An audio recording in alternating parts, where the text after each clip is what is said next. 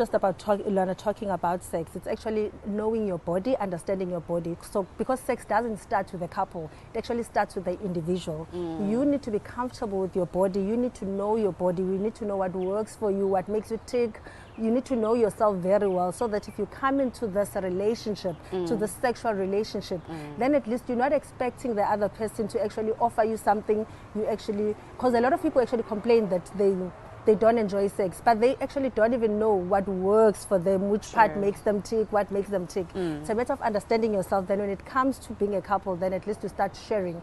You start talking about this works for me, this doesn't work for me. And when you go into having a sexual intercourse, it is very, very, very important to talk about it. We don't just jump into bed. We talk about it. We discuss what you expect, what will work for this person, what will not work for the next person, which I feel like it's a very important thing, so that not when during the sexual intercourse, you don't find yourself stopping someone because you are comfortable with penetration, but you're not comfortable with oral sex. So those are things, if you can't talk to someone about those things, you can't have sex with that someone. Communication is key.